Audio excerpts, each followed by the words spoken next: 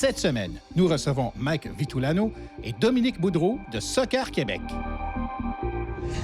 Bienvenue à notre segment Table ronde Génération Soccer. Il y a un gros virage qui s'amorce en ce moment au Canada et plus particulièrement au Québec avec la nouvelle structure de club. C'est un virage qui est stimulant pour certains, un peu plus inquiétant pour d'autres.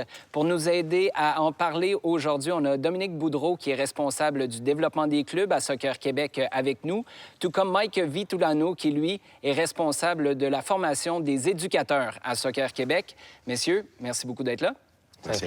Bon, là, si vous rencontrez quelqu'un qui n'est pas trop familier avec l'environnement du soccer québécois et que vous essayez de leur expliquer c'est quoi cette nouvelle réforme qui est implantée à travers le Canada et ici, chez nous, vous commencez par quoi? Je pense que c'est de leur expliquer que c'est vraiment un processus de collaboration entre Soccer Canada, Soccer Québec, nos 18 associations régionales et bien sûr les clubs, parce que c'est le programme de reconnaissance des clubs, pour vraiment fixer des attentes précises aux clubs, mais aussi les guider vers l'atteinte de ces critères-là.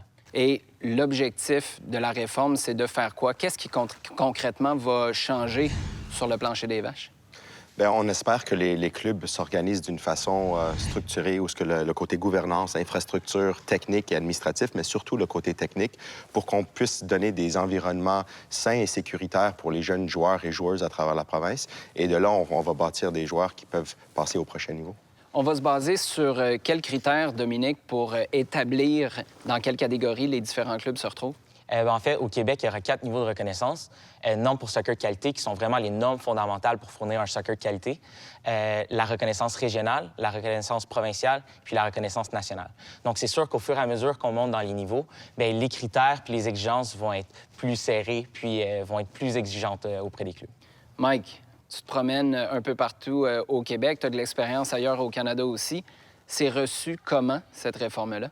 Je pense que c'est bien reçu. En général, les gens y croient. Ils veulent que ça prenne forme. Ils veulent que la nation au complet commence à travailler dans la même direction. Par contre, c'est sûr qu'il y a certaines craintes parce que c'est... On n'aime pas ça, le changement. Non, c'est ça qui est un peu plus difficile à gérer, si on veut. Mais si on fait comprendre déjà aux Québécois, aux clubs, aux régions, nous-mêmes, puis notre relation avec Soccer Canada, qu'on doit travailler ensemble, qu'on doit s'écouter, qu'on doit partager des outils, développer des outils ensemble, je pense qu'on est vraiment dans la bonne direction. Oui, il y a beaucoup de psychologie. Je veux dire, il faut se convaincre, il faut y croire. Mais je pense que l'échéancier qu'on s'est bâti au Québec est réaliste. On s'est donné 2 ans pour... Dominique a fait tout un travail depuis l'année dernière pour vraiment analyser le tout, pour voir comment on peut vendre, si on veut ça, à la communauté québécoise. Les gars, si vous le permettez, étant donné que je suis pas le seul à avoir des questions, notre communauté Génération Soccer en a plusieurs. On va en prendre quelques-unes, puis je pense que vous êtes les meilleures personnes pour y répondre. D'abord, une question de Stéphane Doucet qui nous demande quel sera l'impact pour les petits clubs ou les petites régions plus éloignées versus les plus grands centres? Bien, en fait, pour chacun des clubs, que ce soit petit, grand, région éloignée ou même dans le Grand Centre, le Grand Montréal, l'impact qu'on va avoir, c'est sur le développement des joueurs U12 et moins. Puis ça, dans chacun des clubs, ça correspond à peu près 65 de leurs joueurs. Donc, c'est vraiment là-dessus qu'on veut faire le plus d'efforts. Dans notre programme de reconnaissance des clubs, on inclut des visites d'accompagnement technique, puis ils vont vraiment être ciblés sur les joueurs de 12 ans et moins. Et je pense que c'est là-dessus qu'on peut faire un impact vraiment grand, mais pour l'ensemble de nos clubs au Québec. Je connais ces chiffres, hein? C'est vrai qu'il a fait un bon travail. Absolument. Puis il a fait un bon travail de recherche. Question de Farvac Emmanuel maintenant. Est-ce que tous les clubs pourront, indépendamment de leur niveau, continuer à avoir des ligues récréatives? Oui. En fait, le niveau de reconnaissance qui sera obtenu donne accès à un certain niveau de compétition, mais c'est sûr que peu importe la reconnaissance, dans un club de, disons, 1500 joueurs, il va y avoir un certain nombre de joueurs qui vont évoluer, disons, dans le 2A, dans le A, puis la Ligue locale va continuer à opérer. L'objectif, si on se projette, je sais pas moi, dans 5, dans 10, dans 15 ans, d'un point de vue purement sportif, si on parle moins de structure, c'est d'avoir des joueurs puis des joueuses qui ressemblent à quoi? Mais c'est sûr qu'on veut que plus de joueurs arrivent dans des environnements de haut niveau quand ils arrivent dans leurs adolescences et tout ça. Mais la première étape à comprendre pour tout le monde, c'est vraiment qu'on veut mettre l'emphase sur les 6 à 12 ans. On veut vraiment créer des programmes et des milieux sains et sécuritaires. Puis une des premières choses qui va exister, qui a commencé dès cette année, c'est la licence enfant. Donc, on veut que les leaders à travers le Québec, les directeurs techniques, les adjoints directeurs techniques, bref, les personnes qui sont professionnelles dans notre sport, suivent cette licence-là qui va les aider à encadrer leur club clubs puis créer des environnements pour que les joueurs puissent évoluer à un plus haut niveau. Fait que ce soit un petit club ou un gros club, on veut qu'il y ait des centres de développement de clubs pour que les jeunes travaillent tous de la même façon, que ce soit accessible pour eux aussi. On continue avec une question de Yannick Lefebvre, maintenant, qui demande quelles seront les différences entre les clubs qui fusionneront et ceux qui feront que des partenariats. Bien, les clubs qui vont fusionner, ça veut dire que c'est vraiment des clubs qui vont s'associer ensemble. Donc, ça va vraiment être une demande de reconnaissance qu'ils vont faire conjointe pour les clubs. Mais pour des partenariats sur des points précis, bien, c'est sûr que les clubs vont quand même faire leur demande de reconnaissance individuelle, mais vont collaborer sur différents sujets, que ce soit le centre de développement de clubs, les 12 ans et moins, du personnel qui pourrait travailler dans les deux clubs. Bien, là, je pense que c'est là-dessus qu'il y a une différence. L'impression de faire de la politique municipale avec les fusions, défusions, partenariats, etc. Patrick Saureau, maintenant, demande qu'arrivera-t-il au sport-études au secondaire? Bien, en fait, ça demeure la responsabilité des ARS, de nos associations régionales, d'opérer le sport-études. Donc ça, c'est pas quelque chose qui change avec le programme de reconnaissance.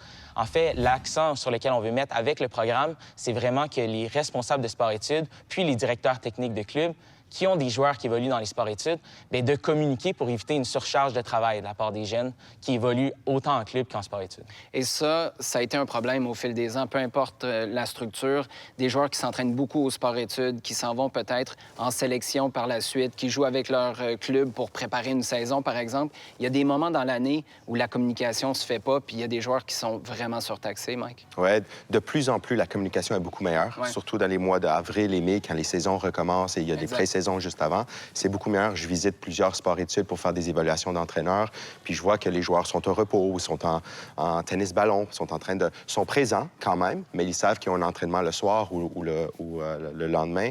Donc, ils sont un peu plus relax dans les entraînements. Donc, cette communication-là existe, mais je pense, comme Dominique vient de dire, il faut vraiment qu'on mette l'emphase dessus pour être certain que les deux milieux existent, mais que ça soit sain pour les joueurs. Une autre question de Farvac Emmanuel. Est-ce la fin du niveau 3A? Bien, en fait, c'est sûr qu'avec le programme de reconnaissance des clubs, ça amène une transition au niveau des compétitions parce qu'éventuellement, on va avoir des compétitions qui seront alignées avec le programme de reconnaissance. Donc, l'accès aux compétitions va être en fonction du niveau de reconnaissance qu'un club va obtenir. Puis, c'est sûr que bien, le 3A va être remplacé progressivement à partir de 2021 par la première ligue de soccer juvénile du Québec, qui va devenir notre premier niveau de compétition au Québec, au niveau amateur. Sylvain Dallaire nous demande, est-ce que c'est vrai qu'avec toutes les exigences demandées, que plusieurs clubs vont fusionner ensemble et les petits clubs, quant à eux, des régions éloignées, seront perdants au final? Donc, une chose à comprendre, c'est que le programme existe parce qu'on veut que les clubs aient une prise de conscience de où est-ce qu'ils se retrouvent dans un des 4 niveaux, que ce soit norme de qualité, que ce soit régional, provincial ou national. C'est pas pour qu'ils compétitionnent avec les autres. Souvent, dans le système qui existe maintenant et aussi à travers le pays, c'est qu'est-ce que fait le club à côté de nous? Comment est-ce que je me compare à eux? Ah, il y a une bonne génération, les 14, ils vont se qualifier. Peut-être nous, on ne va pas se qualifier. Et on est toujours en train de se comparer. Mais l'idée ici de ce programme-là, c'est de se reconnaître, de s'analyser au complet dans les 4 coins qu'on a mentionnés, gouvernance, infrastructure, technique et administratif. Et vraiment, une fois que cette analyse est faite, comment Soccer Québec, les associations régionales et Soccer Canada peuvent vous aider à travers des principes pour arriver à un prochain niveau. Fait que si un club décide par lui-même d'être un club régional et veut prendre beaucoup de fierté à entraîner les 6 à 12 ans, et une fois que le jeune est bien formé, il veut l'envoyer vers un club qui est plus gros, qui a plus de ressources à 13, 14 et 15 ans, mais c'est ça qui est ça. Je trouve que le système présent, tout le monde se bat pour le top de la pyramide, mais personne n'accepte qu'il y a une fierté à prendre de travailler avec les plus jeunes puis de bien les former. Et ça devient l'identité de ton club. C'est comme chez les professionnels un peu partout sur la planète. Tu as des clubs qui sont acheteurs, tu as des clubs qui sont formateurs. Donc, chacun pourrait trouver sa vocation. Et finalement, Louis-Philippe Gagné. De quelle manière la nouvelle structure des clubs permettra à un plus grand nombre de joueurs ou de joueuses d'atteindre un niveau de performance plus élevé que dans la structure actuelle? Question peut-être pour toi, Mike. Oui, donc c'est comme on a mentionné tantôt, c'est de créer un environnement. On veut qu'il y ait le plus de joueurs possible, dans le meilleur environnement possible, pendant le plus longtemps possible. Puis pour ce faire, je pense qu'il faut commencer avec la base. Et on ne peut pas savoir la réponse à la question que dans 10 ans. Il faut le vivre. Il faut le vivre.